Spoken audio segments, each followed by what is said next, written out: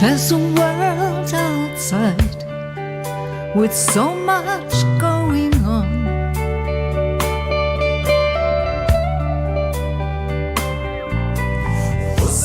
And if we listen, maybe we'll know what to do.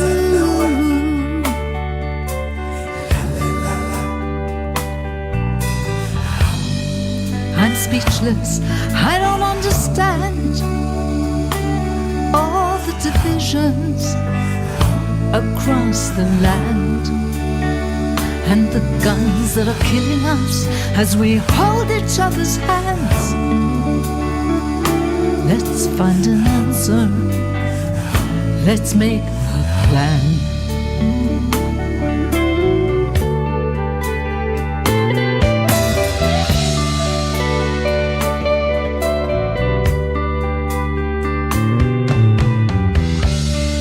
There's a world outside with so much going on.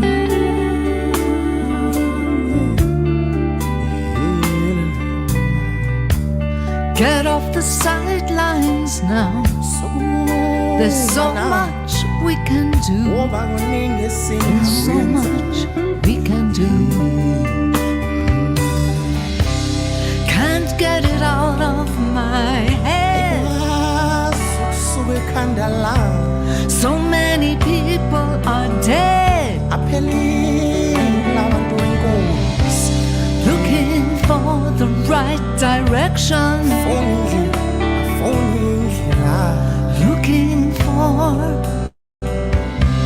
looking for the way ahead.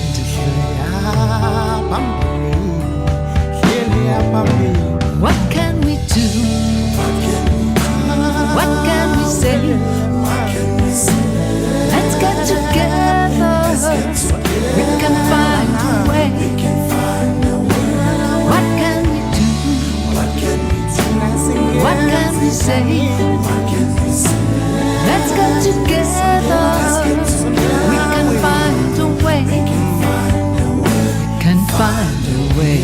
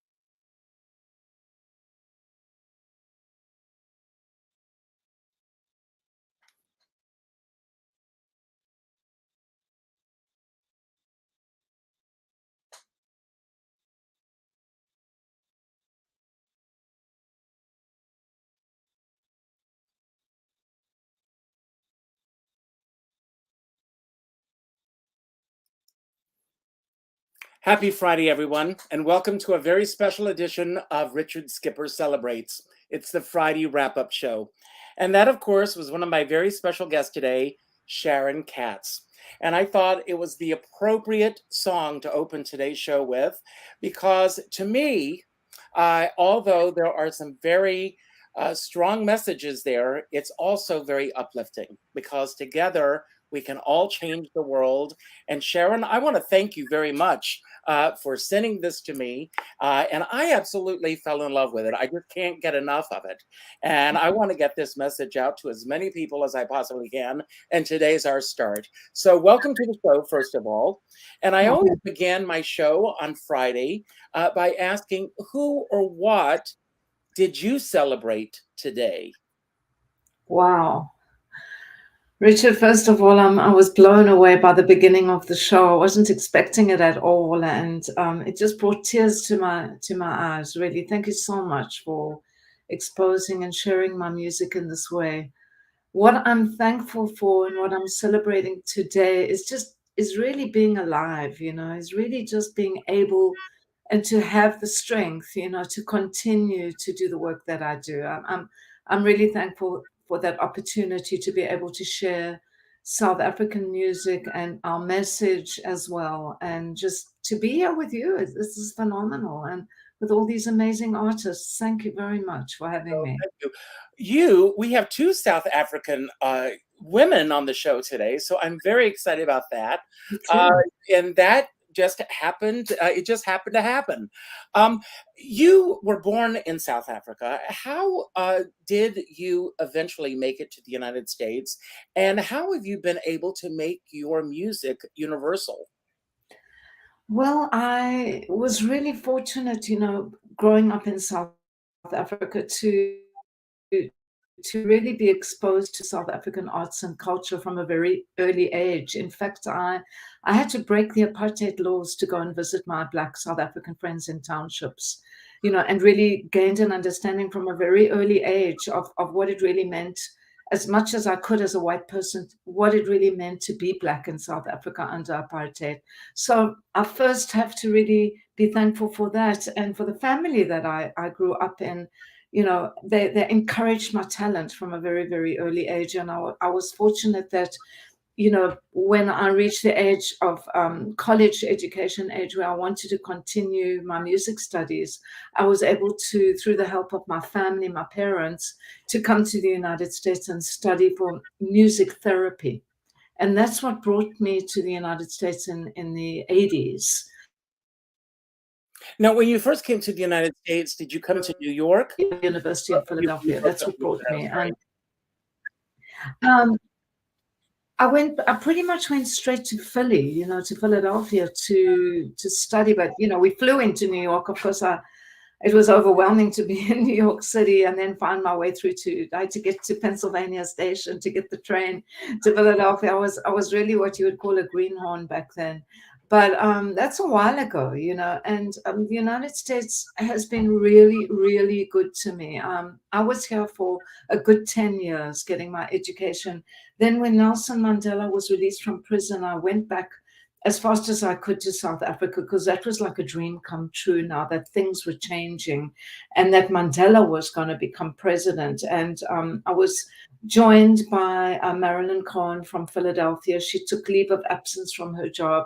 She was directing mental health for the city of Philadelphia. And when we got to South Africa, we met Nonhlanhla Wanda, who was an incredible singer, and we joined forces, the three of us, and mounted the Peace Train project, which went on for 10 years, a whole decade in South Africa, a very, very big project. And we've maintained the name, the Peace Train, ever since.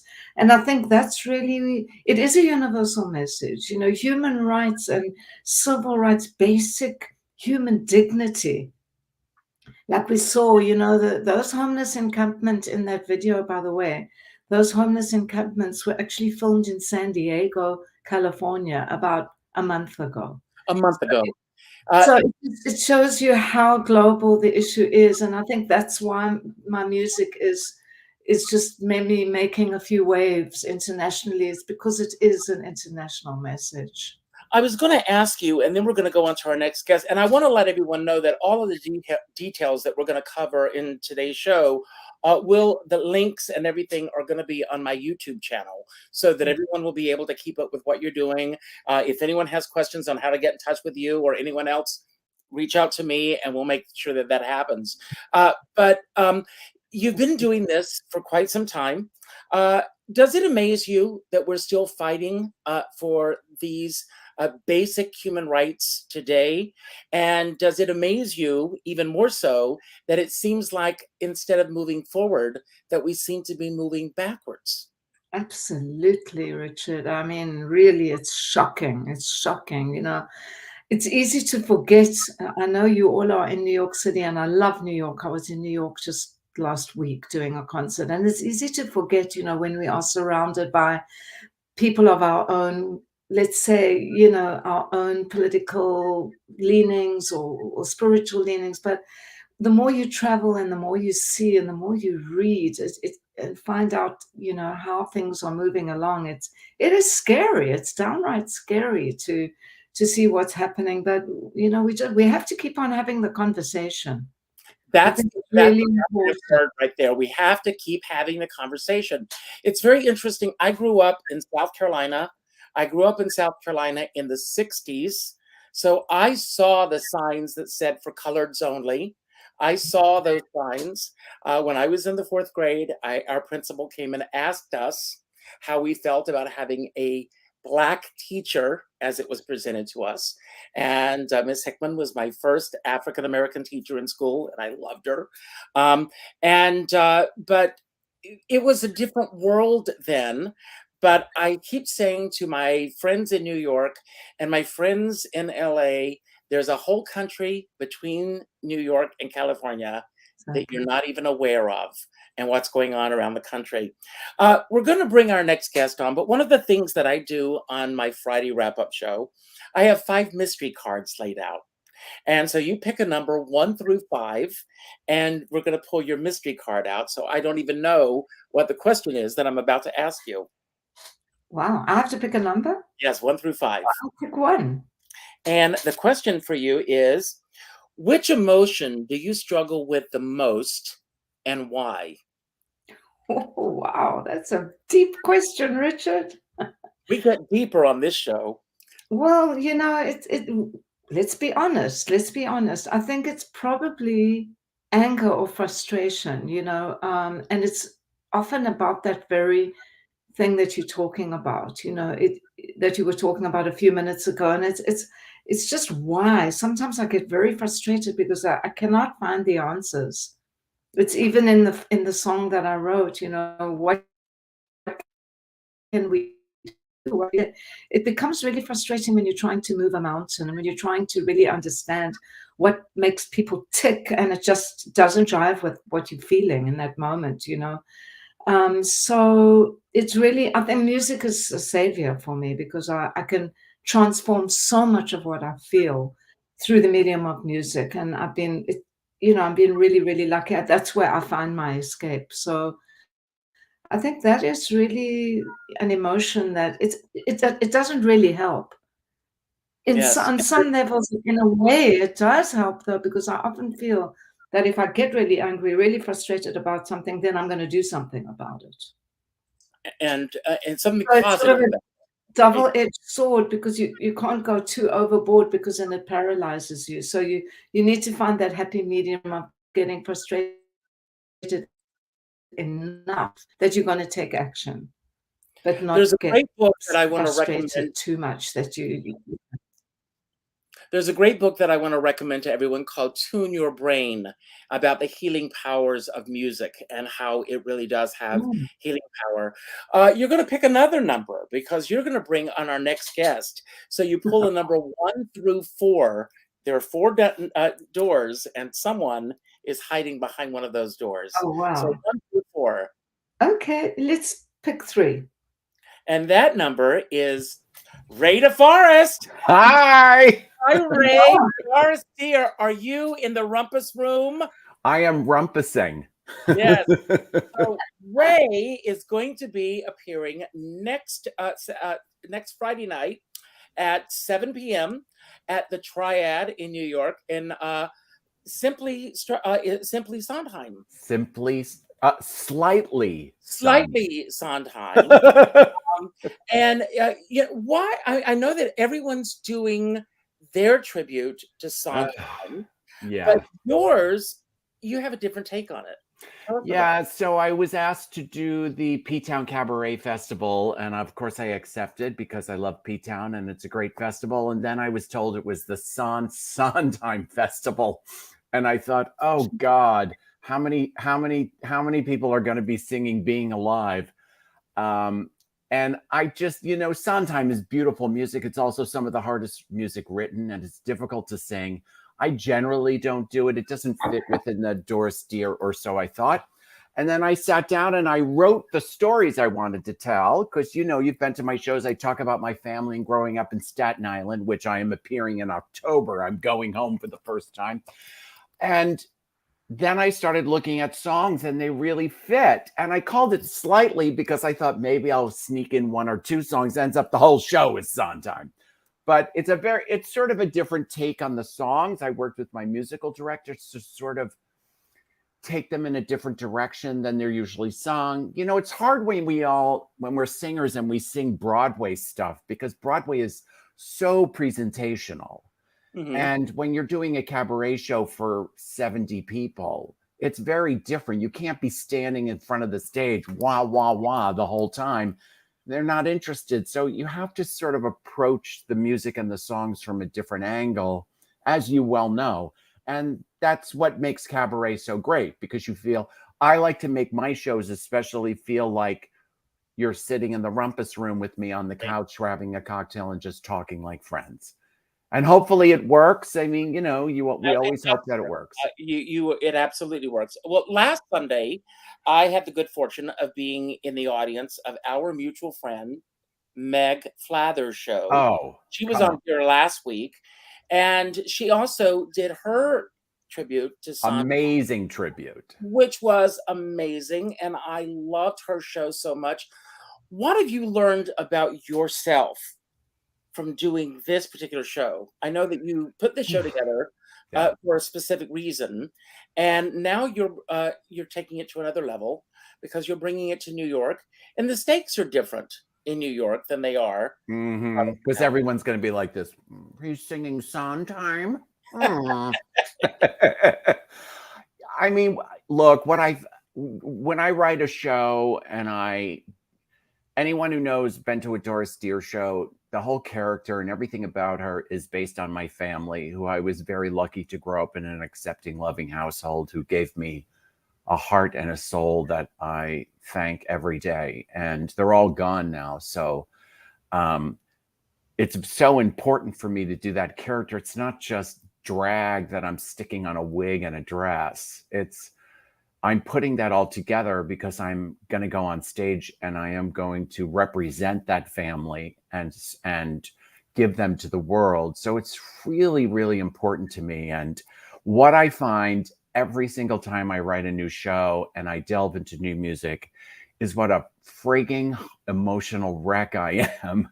And every time I do a show, when I come home, my husband knows, after I've spent several weeks rehearsing and being with my family again and telling their stories, it's like I have to mourn their passing again. I have to put them back on the shelf with the pictures and say goodbye to them until we meet again at another show. So it's hard. And quite honestly, I lay in bed. My husband knows, I stay in bed for 24 hours. He makes me all my meals. He brings me a cocktail. And I watch some old movie on TV, and I sort of mourn the passing of my family again. Does he make house calls? The price is always right. Oh, we'll talk. You have a wonderful husband. We all love him. So I want to ask you the same question. It was Sharon's mystery question. What is the one emotion that you have a hard time dealing with, and why? That's easy. It happens to me daily, especially here in New York City, is sadness when I am walking down the street. I mean, look, my mother was a caretaker. So was my dad. I grew up in a family of caretakers. I took care of my mom through her Alzheimer's, my dad through his cancer. We had to, unplug my sister when she had a brain aneurysm right before COVID happened. And if I'm walking down the street and it happens all the time, you see someone, a girl or a guy standing to the side on the phone and they're crying and you can hear this sadness. And I truly believe in, not to get all wiggy waggy, but I do believe in energy that, when you walk by a sad person, you feel this weight. And it's so upsetting for me. It's like I almost start crying. I'm so in tune to that, I guess. Well, great reason for that is, and I have the same thing, is we are empaths. Yeah. If you're an empath, you're going to pick up on that energy. Yeah, and it's really hard for me. It was always hard for me. When my mother had a heart attack, I was in 8th grade, my mom had a heart attack. She was driving to work, had a heart attack in the car, and she crashed into a pole up the block from us. I was in class and got up and told my teacher I had to go to the hospital because my mother just had an accident. They said, "No, she didn't. We would have heard." I said, "I'm telling you, she had an accident." Then they got a call 10 minutes later. Wow. So it's like one of those things, and sadness is, I hate when my partner's sad. I hate when my friends are sad because I just want to make it better. If I am in the same room and someone starts to cry, I'm a Oh. goner. I'm a goner. That's I know. it. But that's why that's the other part of Deorest Dear. When Yeah. I do Deorest Dear, I don't want to have a sad show. I don't want to like cry. And it's Right. not about, it's about a celebration of life, of their lives and my life that I lived with them through song. So it's happy. It's about making my audience feel good. And people come up to me and say, "Oh, that reminded me of my mom and dad so much," or my aunt or my grandmother. And I love that. That's what it's all about. I got my tickets today. I can't wait to be in the Rumpus Room next Friday night. So you pick a mystery question, 1 through 4, and then we're going to bring on the next guest. 2. And your question is, what thing were you most scared to tell your parents? And I'm beginning to wonder if you were ever scared to tell your parents anything. I was very scared to come out to them. I came out in 1974 at the dinner table. I had a bag packed under my bed, even though they were so great. When you're 15 years old, you don't know. You're just scared of everything, especially as a young gay kid.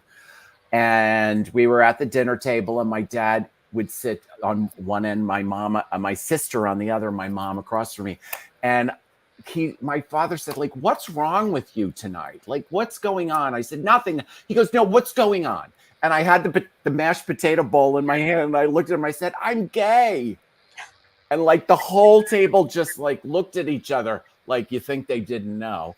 And then my dad said, "Okay, but the potatoes are getting cold. Could you just keep passing?" And I was like, "That's it? Where's the drama? I was so scared. I was like sweating. I was wet.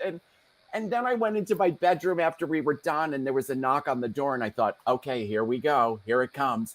And my dad sat on the bed next to me, put his arm around me, said, "We love you so much. We don't care about any. And by the way, we knew." That's great.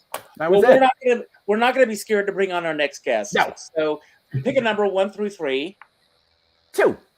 And well, he's been here before, and he's not gay, and that's Tom Toce. How are you, Tom? How are you, Tom? Can you hear me? How are you doing, everybody? There seems to be a delay there, Tom. Yes. Are you okay? Okay, Yeah, I can. You're at this for a moment. All right. Can you hear me okay? I can, but there was a delay for a moment. Oh, well, Did you sorry change about that. devices or anything from the... I didn't change anything. Why don't you log off and come back, because something's different. Okay. All right. While you're doing that, we're going to bring somebody else on, and you'll come back. Okay? And while we're doing that, pick number 1 or 2. 1. And she's been on the show before.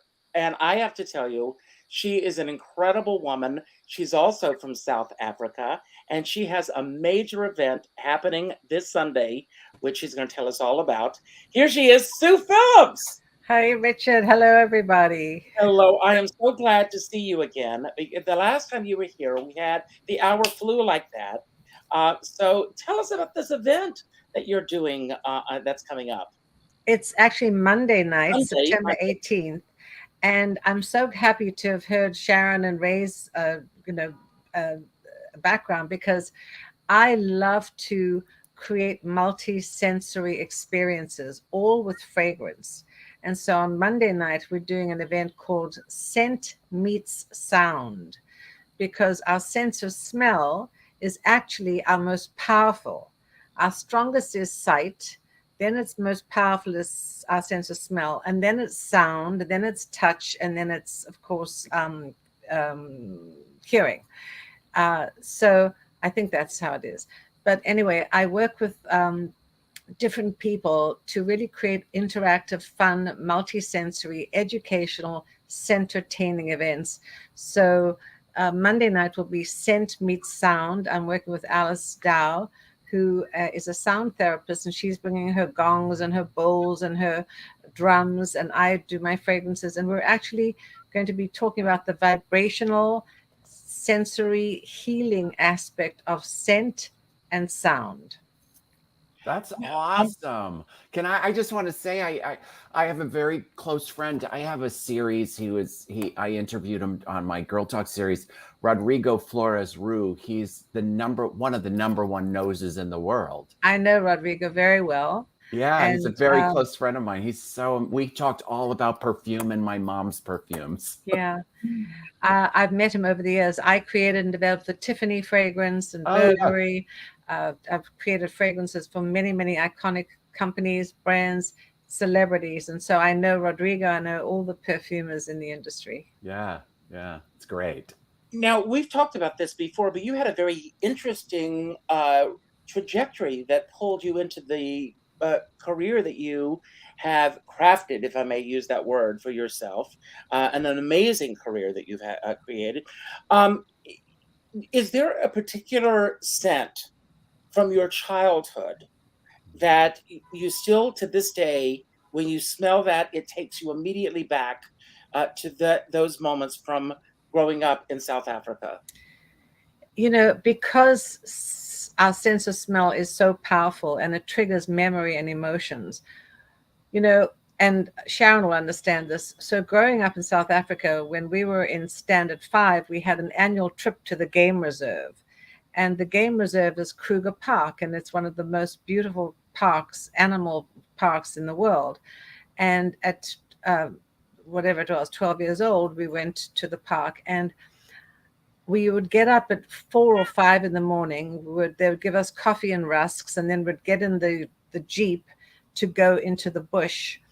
And the smells of the early morning dew on the grass that had been burnt to a frazzle the day before from the hot African sun. So you have the confluence of the beautiful, crisp, bright, dewy grass cooling the hot sand and the hot earth from the day before. It's those amazing different aromas, the fresh, crisp green, the hot red earth, the dustiness. And when I smell something like that, it brings me right back to South Africa. I feel you. Yeah, I can feel imagine. you, for sure. Absolutely. But I mean, even here, I mean, when I live, there's a church just across the road from where I live. And when they cut the grass in the morning, to mow the grass, that smell is just absolutely incredible. They should bottle that somehow. I have. Oh, you have? That's what she does. So what was so interesting is after I left Tiffany to have my daughter, I thought, you know, what should I do? And I didn't want to be just a stay-at-home mom. I still wanted my career. And I was so passionate about fragrance, and I'd learned so much that I decided to start doing customization. And people laughed at me. They said, well, what are you doing? Tupperware parties for perfume? And they literally laughed, giggled. And now customization is so big. In fact, many Americans didn't even know what the term bespoke meant. It was such a British term. And so I started doing custom bespoke fragrances. And one of the fragrances that I developed, you know, I looked at the entire olfactory palette: fresh, floral, woodsy, spicy, musky, green, patchouli, that kind of thing. And I came up with one of the fragrances, which I called Green, which is the ingredients of fresh green grass, green leaves, green teas, and a hint of hyacinth. And it's this beautiful, fresh, sparkling green note with all the fresh herbs and leaves and teas, but a little hint of hyacinth, which is actually a green kind of a note, even though it has a purple flower. And so if you think of any fragrance, I pretty much have developed something in that family that I could actually create and say, this is something that would remind you of a childhood memory or something like that. Wow. That's incredible. Absolutely incredible. I'm going to go back to the question that I asked Sharon. Is there a particular emotion that you grapple with?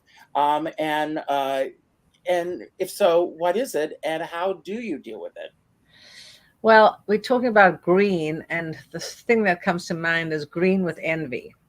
And I feel so upset when people are envious of others, because it's something that, we are all who we are. We've all got our own strengths and weaknesses. We've all come to a certain direction. And if people are envious, it's such a sad, negative emotion, because what can you do with envy?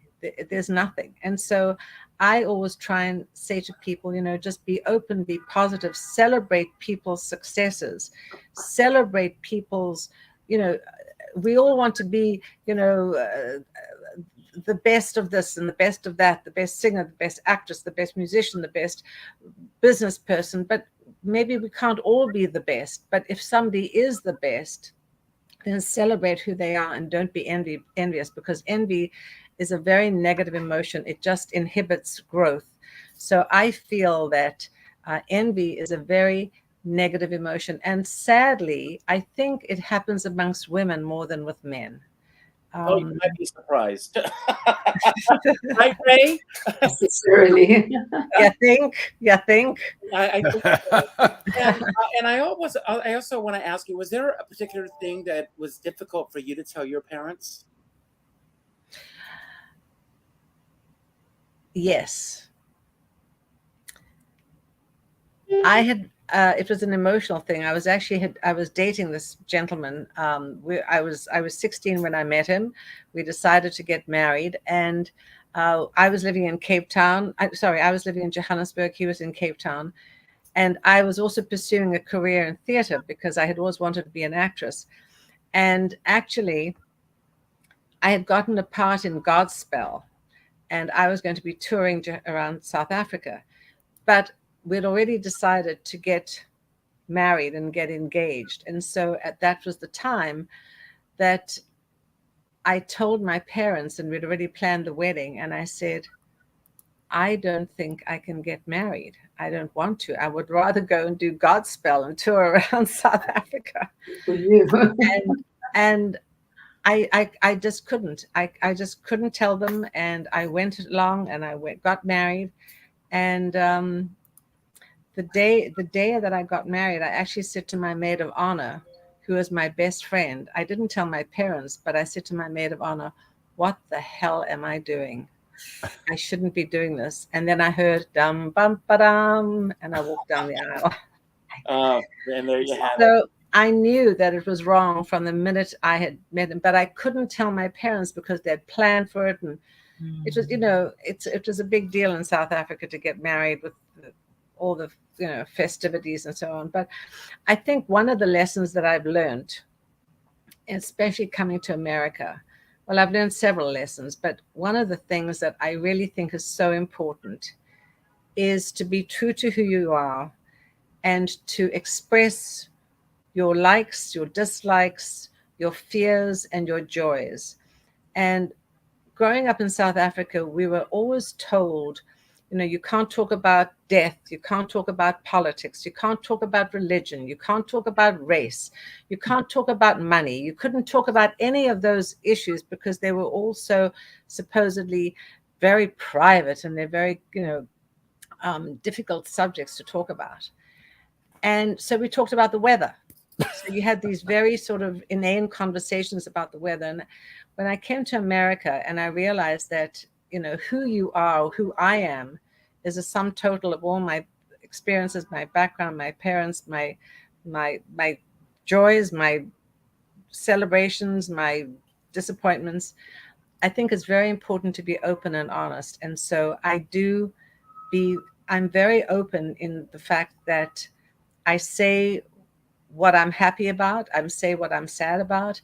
And even, my daughter always says to me, I don't want to hear anything negative out of your mouth. And so speaking positively and speaking positive words really does engender positivity. So I'm all about that. And I will just say that when I was going through my difficult situation, my divorce, and I finally did get divorced, I was listening on the headphones to a tape from Eckhart Tolle, who is this wonderful philosopher, and talked about living in the present and living in the now. And this has remained with me from then. He said, you can't go back, you can't change the past. The past is the past. You don't know what the future is going to bring. So all you really have is the present. So live in the present, live in the now, and make it the best possible journey for yourself right now. And I have espoused that and lived with that for the last 12 years since I made the decision to leave my second husband. And God bless you, and that's wonderful. I want to get Tom back on here. Hopefully this is a better connection now. Tom? Okay. Can you hear me? Okay. Yeah, I hope so. Can you hear me all right? I can. Yes, the I delay can. seems to be gone. So I want to let everyone know that on Sunday night, you are bringing back, once again, this event that you have been doing. This is your 8th year, and this is the 8th annual Harvard-Yale Cantata at 54 Below. And there are several discounts that are still, are they still available? Do we know? I've got a discount. Well, code I think here. so. Well, yeah, call and find there's a out. discount. Yeah, Cantata 5 gives you $5 off. But if you go to the website, there are $15 tickets. 54 Below changed their status, and they are now a nonprofit company, and they have some subsidized tickets. So if you can't afford to go to 54 Below, or even if you can and you just wheel, at the website, there are $15 tickets with no minimum or with no food or drink minimum. Is this something new that they're doing across the board with other shows or with select shows? Uh-oh. Are you? I think they're doing it, across the board to try to promote attendance. Did we lose you again, Tom? No. I don't know what the problem is. Yeah, I'm still here. Can you hear me? Are you on Google Chrome, Tom? Tom? I am on Google Chrome. Yes. Okay, I don't know. I am on Google Chrome. There's a very bad connection. Everything is delayed.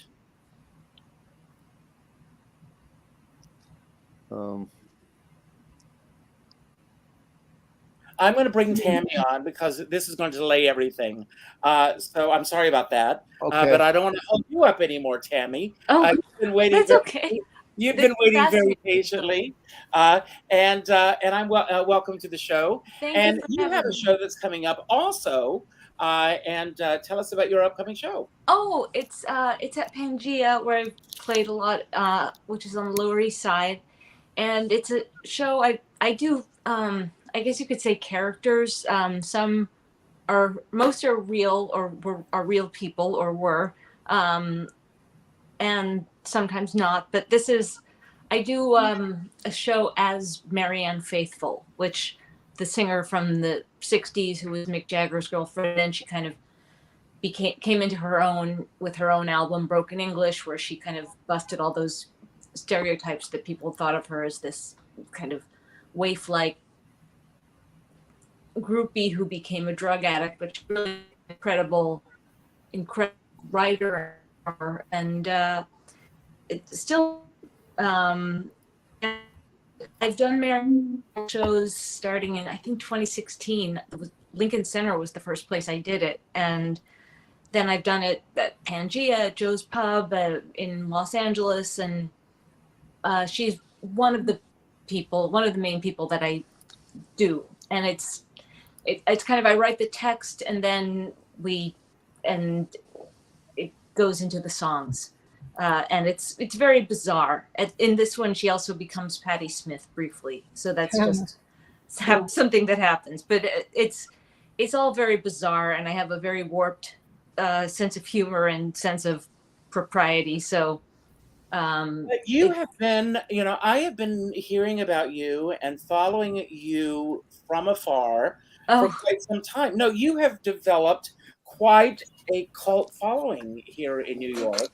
And, but I mean, I see the reaction that you're getting, but the fact of the matter is you have developed quite a cult following with the work that you're doing.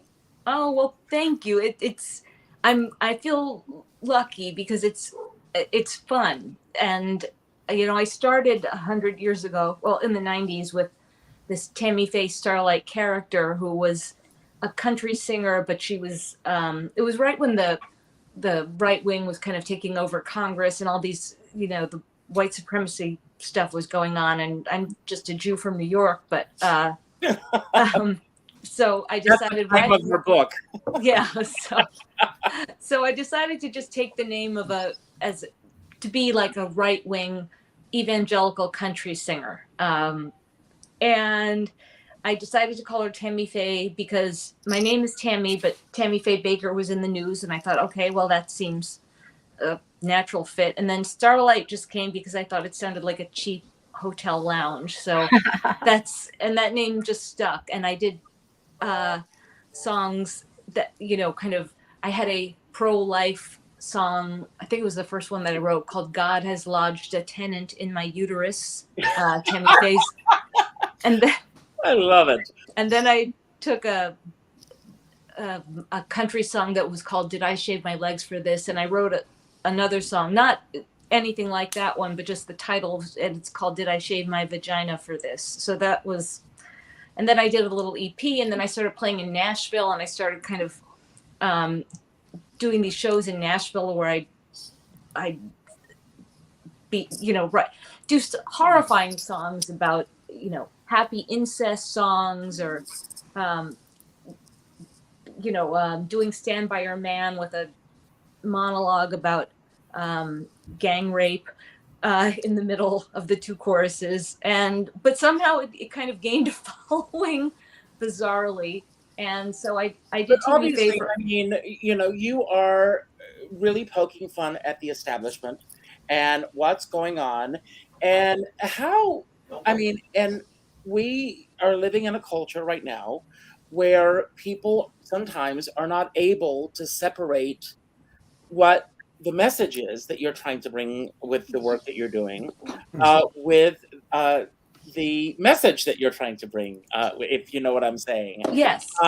And what kind of a backlash have you received as a result of doing this, especially in Nashville? Oh, in Nashville, it's funny. Everyone told me they're going to hate you in Nashville, and this was in the 90s. And I said, no, I don't understand why, but these are my people. I don't know why. I'm from the Upper West Side. I went to yeshiva my whole life. Like, I don't know why, and the first time I did it in Nashville, people they kind of got it in a way. And there were times when I was hissed or thrown out of places. But that happened here too. I would do things, NYU and or in Los Angeles, where I did the Tammy Faye character, and the owner of the improv comedy club where I was doing my Tammy Faye Starlight songs came up and said, "I think you picked the wrong club, the wrong Jew club, little lady." And I was like, he didn't know that it was a parody. So wow. I was playing in a bar, and this was in New York, like in Midtown, and because a friend of mine had comedy shows there, and I was doing my songs with my band, and a cop came up to me with a dart and said, "Don't make fun of Jesus." And I said, "Can I make fun of Jews?" And he said, "Okay." I was like, "Okay, we're good," because Jews are that's my people. So he didn't really. So, and wow. So but this is like the kind of stuff that I thrive on, like just the provocation. So, and then after Tammy Faye, I started doing, I wrote a play based on the actual singer Nico of the Velvet Underground, who was also one of these women who were started out as muses to their famous rock star boyfriends or paramours, and then they became artists in their own right. And Nico was German and said a lot of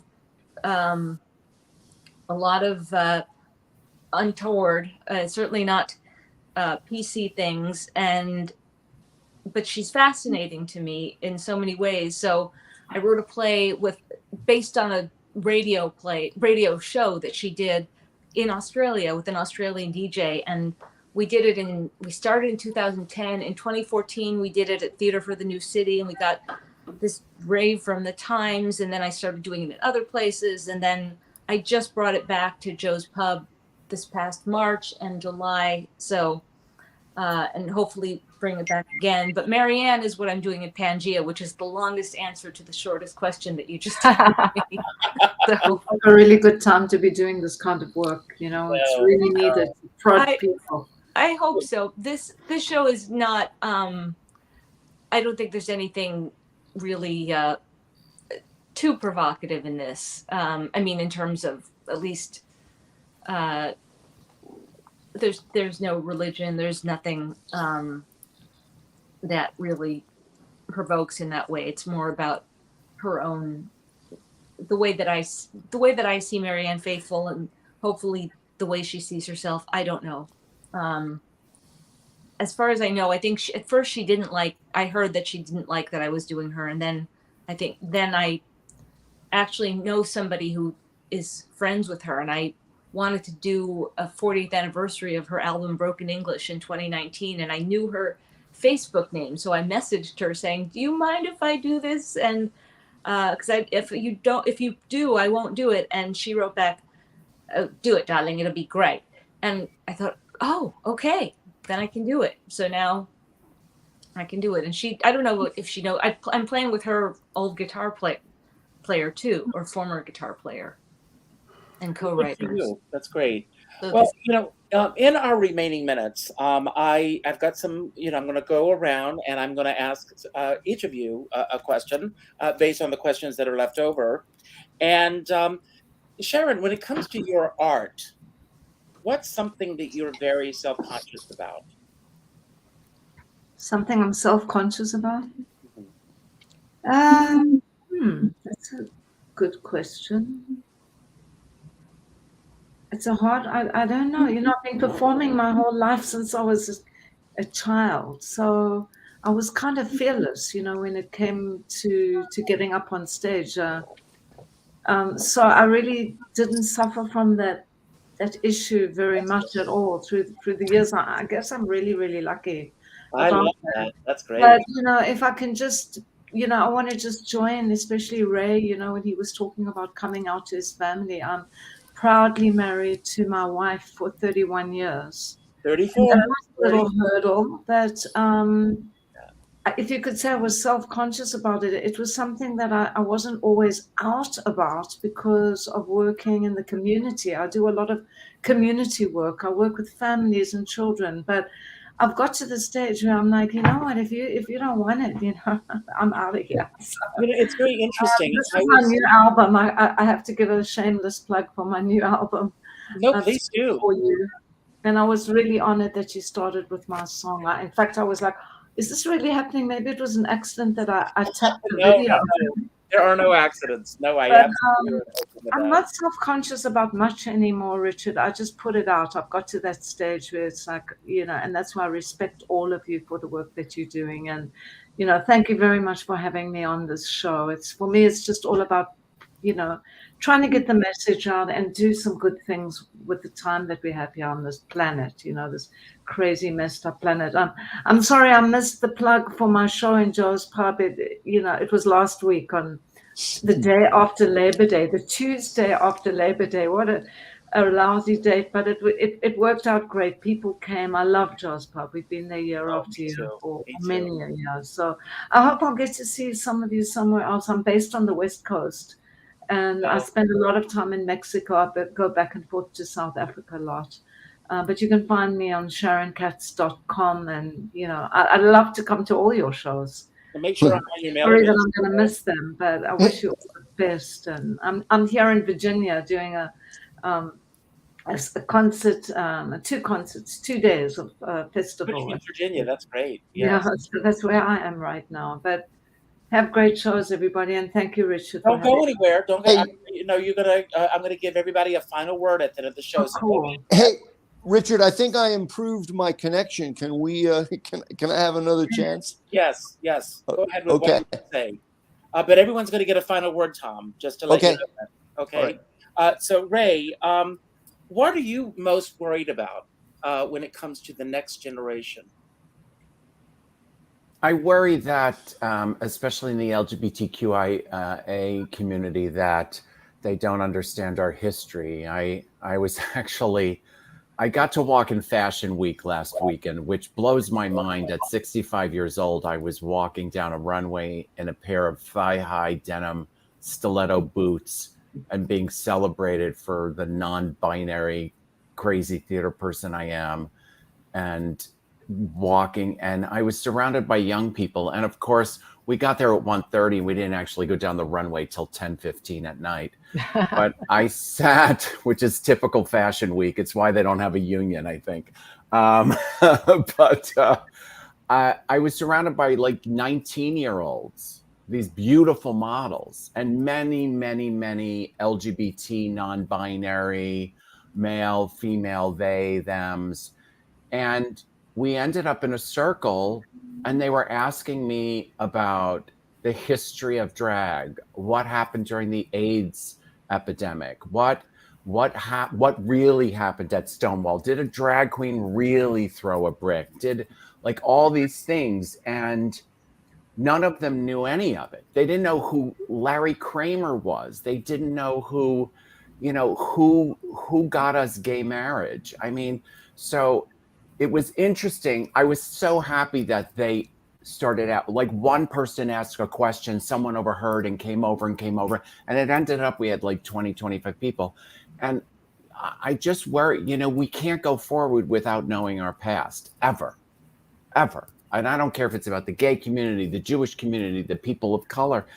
We always have to look at where we came from to move ahead intelligently. So it worries me that especially the young LGBTQIA people aren't aware of their history, or aren't, in many states, are not allowed to be taught that history. So it's up to us as the elders, which I will accept myself as an elder at this point in my life, that as an elder, it's important that we talk about it. And I do tons of work now. I spoke at Fordham Law about this very issue, an all-day symposium at Fordham Law. I've been speaking with huge corporations, and it's our job as older LGBTQI people to make sure that our history is never forgotten. Amen. That's true. Sue, share something vulnerable with all of us that you care about deeply with what's going on in the world today, that you just want to get off your chest. Yes. Well, I have to say it goes back to fragrance, because when I wrote my book, and here's a little shameless plug, The Power of Perfume. I recommend it, everybody. Oh, thank you. Yes, Richard, you got it. The fragrance industry is so commercialized, and it really saddens me, because it's sort of taken the beauty and the magic out of the bottle, and it's become very commercial. And when I had written the book and NBC wanted to do a story about the book, the day before the interview, they said, Sue, can you help somebody who's a long hauler regain her sense of smell? I didn't even know what a long hauler was at that point.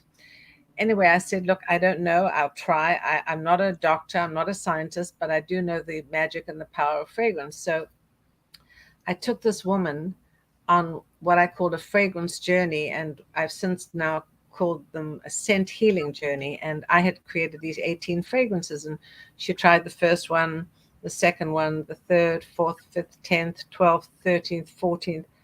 And suddenly she stopped and she said, I smell something and it's beautiful. And she started to cry. And even now I'm tearing up, because when I hear that, and I had that, and I heard her, for the first time in 15 months, she was able to smell. And it was so powerful. It was so emotional. And I am very vulnerable. I get very emotional when I think about things that people have not been able to experience, and the joy of food and taste and going out with family and friends, and people who've literally been miserable for 2 years or almost 3 years now, who have lost their sense of smell, and they cannot enjoy the fresh green grass, the beautiful rose, the beautiful smell of lotions, or the outdoors, and taste. And so when I'm in the middle of an interview and I talk to people, and I talk and I speak all the time, and suddenly, I tell the story, and I do tear up because I'm very emotional about it. And I don't apologize for it, because I think it's okay to be emotional for things that you really care about. And so, for me, as an actress, you're supposed to also, overcome your emotions, but acting is emotional. So I love the fact that I'm able to really do both the things that I love, acting and fragrance. So it's part of who I am, and emotion is, I think, a good thing. It's absolutely a good thing. Thank God for that. Tom, how are you? I mean, and I already know the answers to this, and you're going to run with this. So, but how? And I want you to talk about what you're doing with Spotify also, because we didn't get to that. I'm going to give you the chance to do that right now. How are you doing good in the world with your music, and how do you feel about the level of impact that you're making with your music? Well, almost every songwriter that I know wants to make more impact. So I just want to keep doing more of what I'm doing. How I'm trying to make a difference. I just joined a group yesterday called Braver Angels. And Braver Angels is an organization that's devoted to trying to bridge the political divide in this country. And they have a big songwriting component to it. And a friend of mine, Hillary Rollins, won a songwriting award. The idea of Braver Angels is, of course, it's not so much to be centrist, although that can sometimes be part of it, but it's to try to work past our differences. And I think that song can help do that. I just joined it the other day, so I haven't been active, but that's one. I'm always looking for new things, because I think it's important to, I've taken old ideas as far as they can go. I think it's important to keep generating new ideas. Take a deep breath. The Spotify playlist that I started 6 months ago is an example of that. All of the songwriters that I know are trying to get their songs onto Spotify playlists, and the ones that they curate are very tough to get on. So I decided to start curating my own Spotify playlist. And so every month I produce a playlist. It's only 10 songs. My title is called Songwriter in the House. So I'm just getting Songwriter in the House September 2023 ready to go. And it's 10 songs, all of them written by people that I have met, except for Taylor Swift. I always put a Taylor Swift song on because I think she's great, and I want to meet her someday, but I haven't yet. The other 9 songs. I have to say this: you've turned me on to Taylor Swift. Oh, good. You succeeded there. So. I think a lot of older people think of her as a teeny bopper and not somebody to be taken seriously. But I think she is one of the most brilliant songwriters of our generation. And brilliant businesswoman. Yeah, that's for sure. Yes. Yeah. So that's it. I've got the Spotify playlist. Excuse me, Tom. Everybody get on Tom's list so you can get on his Spotify list, because it's great. So that's my plug for you, Tom. So go ahead. Thanks so much. Yeah. So then I've got this show that we didn't have a chance to talk about because I had technical issues. I got a show Sunday night at 54 Below, the 8th annual Harvard-Yale Cantata. And as I tell everybody, you don't have to be a cross-dresser to enjoy a drag show. So you don't have to have gone to Harvard or Yale to enjoy the Harvard-Yale Cantata. It's a competition of alums singing songs written by other alums, and it's a lot of fun show. So that's 9:30 at 54 Below this Sunday. Great, thank you. Hello. And Tammy, my last question. Finish this sentence, okay? Whatever room I walk into, I change the atmosphere in a positive way. Well, I believe that about you. Do you believe that about yourself? It depends on my mood, I guess. Hopefully. Are you asking how or? Well, I'm asking if you actually believe that about yourself. Oh gosh, I would hope so, but I wouldn't be so. I don't want to be.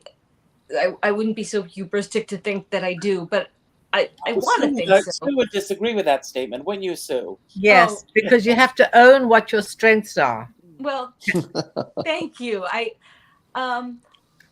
try to at least, try and lighten the atmosphere, whether it's whatever the situation is a goal, and to bring levity and humor if possible, or compassion when necessary, because I think everybody deserves kindness and openness and understanding. Those are the things that I think are important to me to do, and I don't always do it, but I try. I want to. You see, that's typical of a woman. Yeah. That you can't own. Tammy, you're wonderful. You know what you do. You are engaging audiences. Why do women find it so difficult to say, yes, I can change the atmosphere in a room? A man would say that in a heartbeat. He'd say, absolutely, I change the atmosphere. I get everybody going. So I think that, as women, I think also it goes back to our background. We were always told, be good girls, don't rock the boat, be a good girl, be a good wife, be a good mother. Don't, put yourself second, third, or fourth. But men have always been told, go out and be the breadwinner, be the earner. And so they think of themselves as number one. And so we don't think of ourselves in that way. So I give you permission to think of yourself in a very positive way, Tammy. Thank you, Sue. You're wonderful, and you're all wonderful and very inspirational. And it's been just so lovely to hear everybody. So everyone stick around for a moment, because I'm going to give each of you a chance to have your final word today. It could be about anything that we spoke about that you want to build upon, anything that we didn't talk about that you wish that we had spoken about, or just any final message you want to leave everyone that's watching today. I want to begin by talking about an incredible book that I read called The Power of Perfume by a great author named Sue Phillips. I am so thrilled that she's here today. I'll hold up the book, Sue, so that they can see it. Everyone, read this book, because not only do you learn about the trajectory of Sue's life, but it's such a positive book about how to walk through every door. Each and every one of you that are on this show today inspire me on so many levels.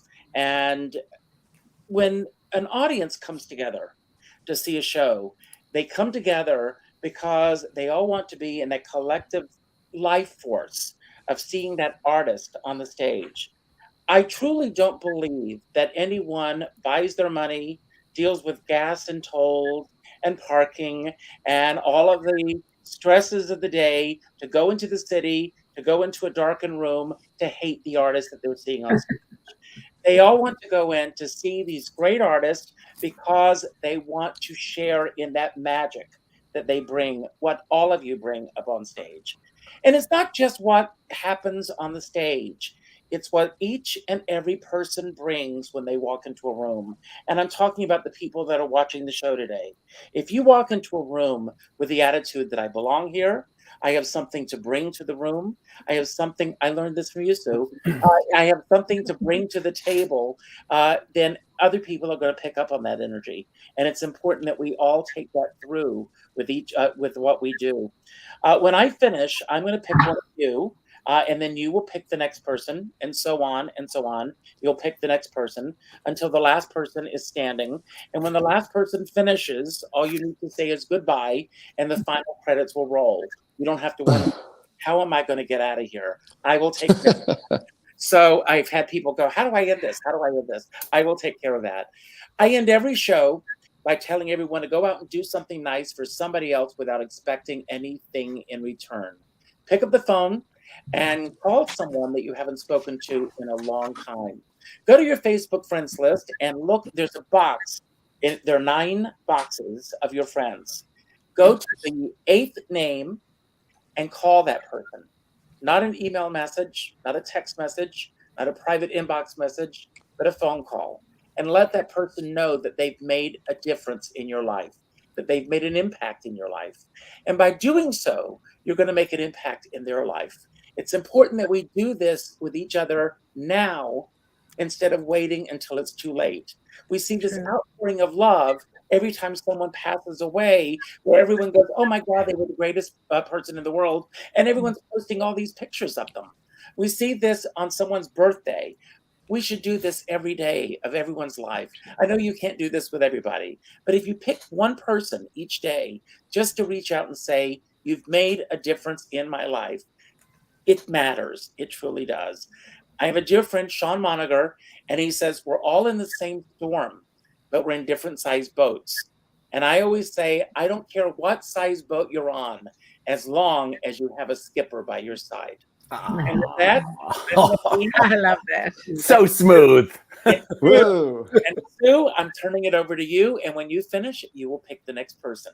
Thank you all for being here. And everyone go out and see a live show. Thank you, Sue. It's all yours. Thanks you so Richard. much. Richard, it's so wonderful to see you again. And everybody, it was wonderful to meet you. Can you actually see me?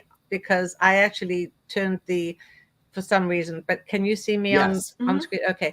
So I just wanted to say what a joy it was to meet Sharon and a fellow South African, and Tom and Tammy and Ray, and of course, Richard.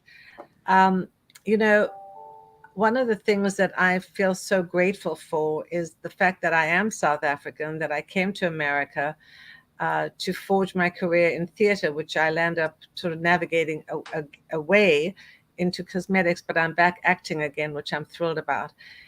And I think my message is that if you want it, you can be anything you want to be. And I really believe America has afforded people that. There are plenty of issues and challenges that we have to deal with in this country, but it's still the most amazing country. And I'm so blessed and grateful to be here, and for the incredible life that I've forged here and that I've worked hard for, but that America has, given me that opportunity. So I just want to say thank you to all the Americans for having me here, and for the joy that I've been able to get from America and hopefully give to people as well. So I would like to turn it over to Tom and Richard. Thank you. And everybody, God bless you and have a wonderful weekend. Bye. Bye.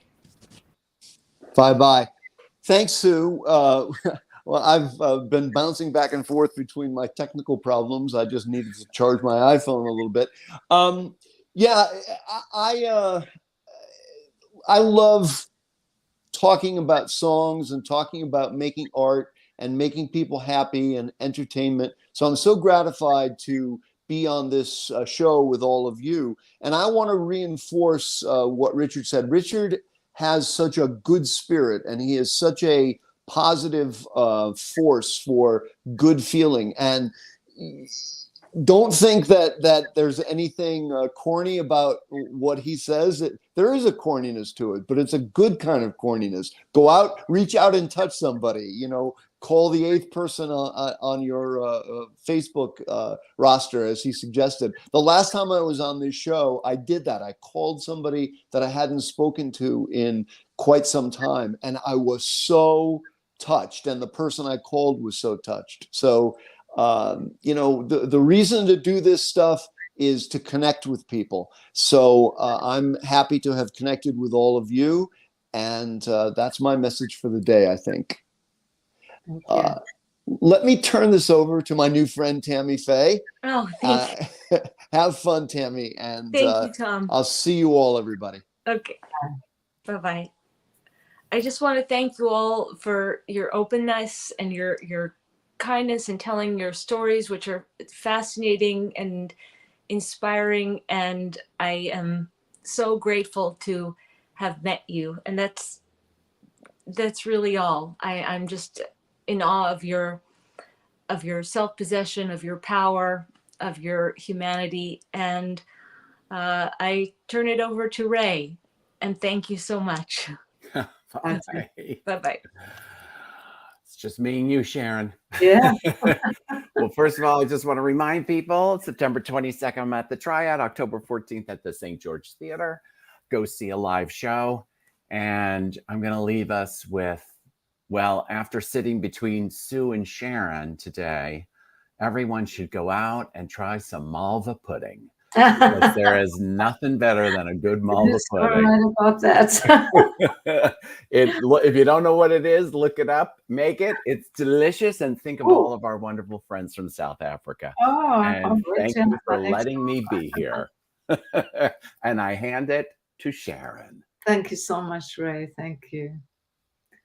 So, wow, it's an honor actually that I was chosen by Richard to start the show with my video and then now to end the show.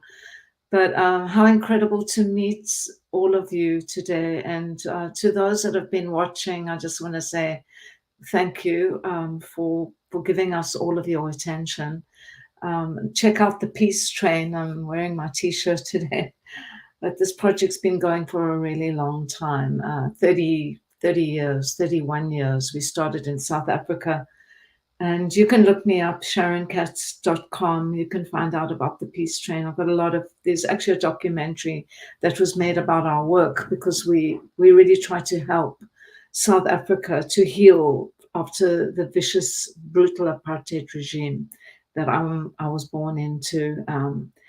I think that one of the saddest things that we have on this earth is racism and all the kinds of isms that there are out there. And the one way that we can combat this is by reaching out and creating community. And for that, I really thank Richard for not just having a show. This is more than a show. This is a community that he's creating, and I feel honored to be a part of it. Thank you all for your contributions, and thank you, Richard, for having me on the show. Bye, everybody.